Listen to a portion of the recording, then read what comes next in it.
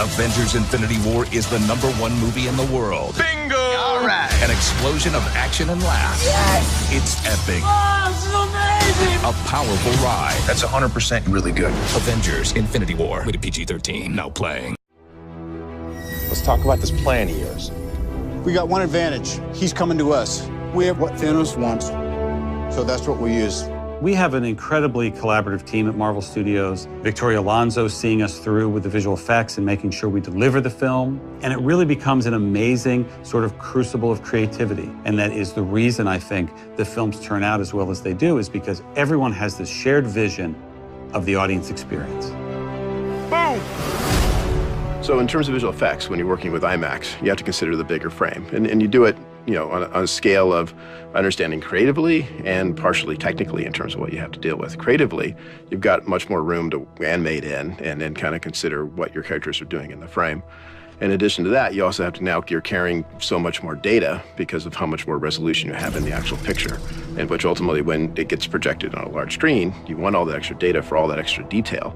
And that's one of the amazing things about IMAX is you actually see that. Oh my goodness. I mean, there are so many digital characters in this. We have 9 all CG talking characters. So you've got Vision, and you've got other ones that we enhance. So Nebula, Vision, we will enhance, but then you've got Rocket, Groot, Thanos, who's in over 600 shots in this film. So we have not only had to do enhancements to the live action characters, but they're digital performers left and right. And Doctor Strange is beautiful. Like, I like his effects quite a bit.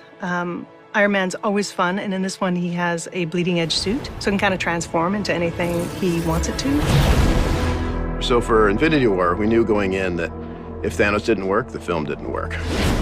When I'm done, half of humanity will still exist. Thanos was definitely the biggest challenge. So it was something that we did test very early for Thanos. The great thing about visual effect work is the technology continues to evolve. So every couple of years, you have more tools in that toolbox than you had a couple of years ago. And one of the things that we're most excited about is the character of Thanos.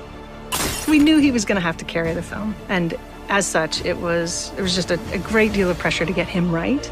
Working with Josh Brolin and having that come through, he just couldn't have been more perfect, because the technology allows for very, very subtle nuances of a performance to come through.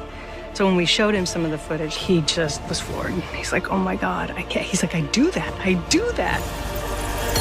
This does put a smile on my face.